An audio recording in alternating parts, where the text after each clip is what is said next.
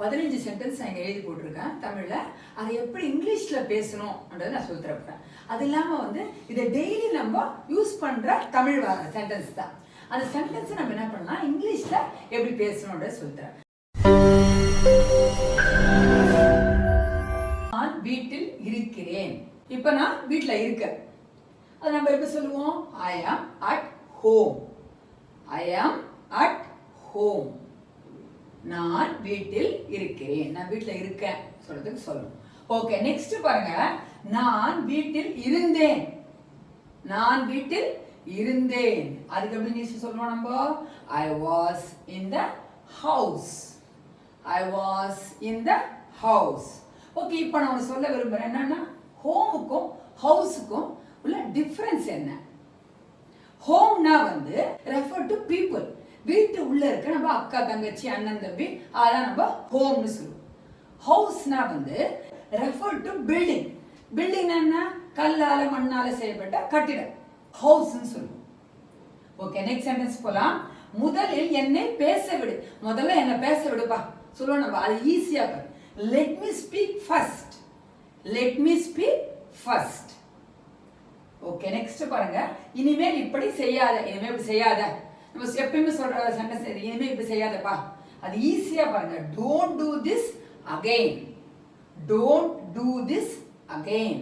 திருப்பி இதை செய்யாத, ரிப்பீட் பண்ணாத. அவனிடம் மன்னிப்பு கே. அதெல்லாம் சொல்ல கொஞ்சம் அவன்கிட்ட மன்னிப்பு கேட்டுறேன் அப்படின்னு சொல்லுவோம் நம்ம. அது எப்படி சொல்லுவோம்? Say sorry to him.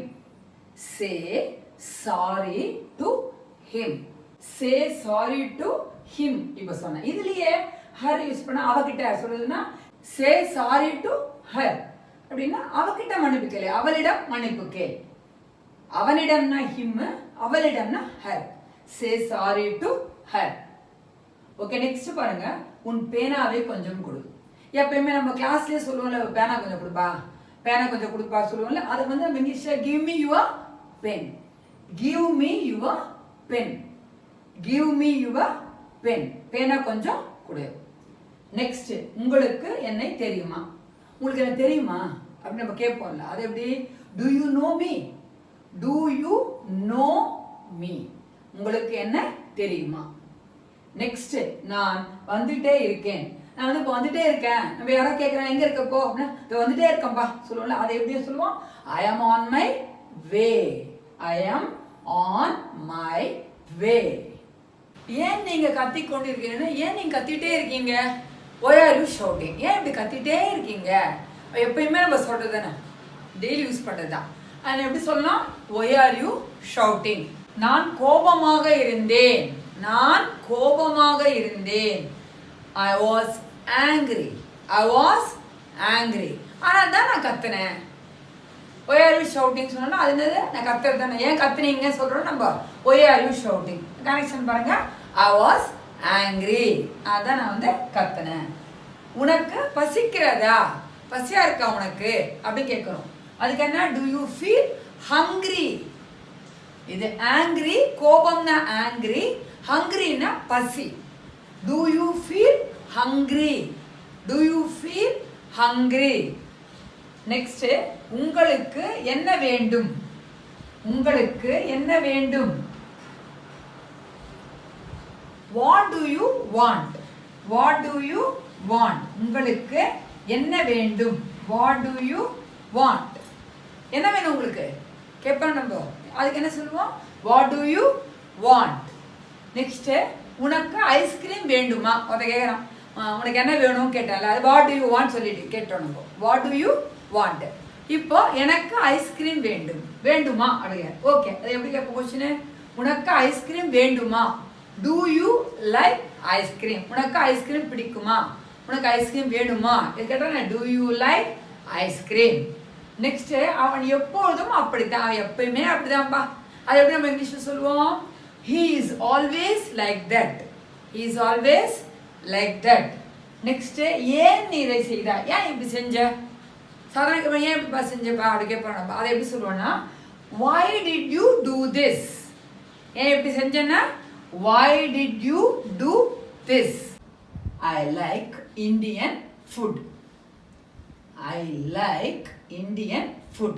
அப்போ என்ன அர்த்தம்? எனக்கு இந்தியன் ஃபுட்டு எனக்கு பிடிக்கும். அது பிடிக்கும்ன்றது தான் லைக். அது மாதிரி தெரிஞ்சுக்கோங்க. அடுத்த சென்டென்ஸ் பாருங்க. I like coffee strong.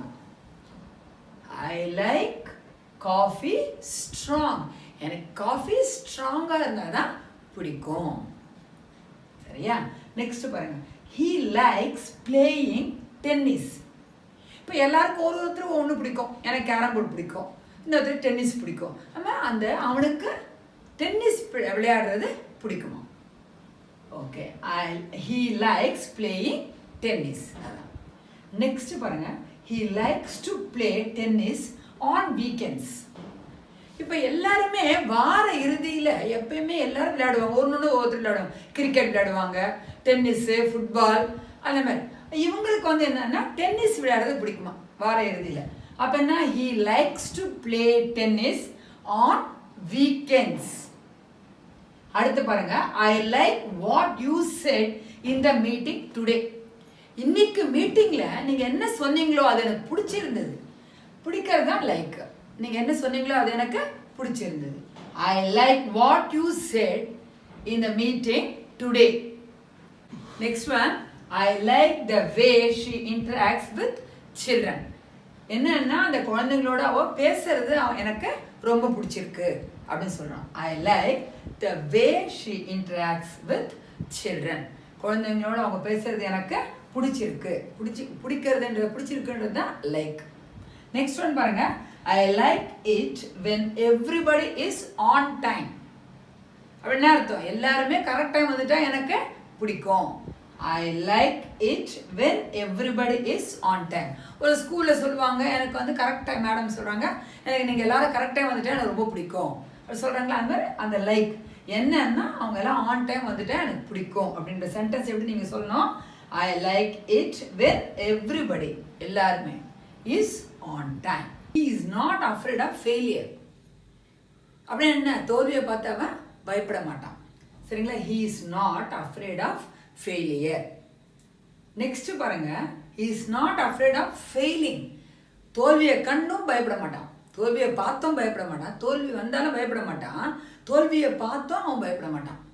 அதாவது he is not afraid of failing அப்படி இருக்கு. நெக்ஸ்ட் பாருங்க. He is not afraid of what everyone else thinks. What everyone else thinks அப்படின்னா யாராவது என்ன நினைப்பாங்கன்னு சொல்லிட்டு கூட அவன் பயப்பட மாட்டான். He is not afraid of what everyone else thinks. இன்னொரு யாரும் நினைச்சாங்கன்னு சொல்லிட்டு கூட அவன் அதை பற்றியும் அவன் பயப்பட மாட்டான், ஒரி பண்ணிக்க மாட்டான். நெக்ஸ்ட். இது பயப்படுறது. அஃப்ரைட்னா பயப்படுறது. சரிங்களா? He is not afraid to ask for help. ஒரு வேலை, ஒரு உதவியை கேட்கணும்னா கூட அவன் பயப்பட மாட்டான். அது கூட He is not afraid to ask for help. ஒரு உதவி கேட்கறோம் அப்படின்னா கூட அது கூட அவன் பயப்பட மாட்டான். Next. He is not afraid for the children. He is afraid for the children. இப்போ he is not afraid to ask for help, அது உங்களுக்கு தெரியும். Next. he is afraid for the children. இப்போ பசங்களை பார்த்து பயப்படுறோம்னா என்ன தெரியுமா? அது பசங்களை பயப்படுறது இல்லை, ஒரி பண்ணிக்கிறது. பசங்களை பற்றி ஒரி பண்ணிக்கிறது தான் he is afraid for the children meaning. அது he was afraid he would miss the flight.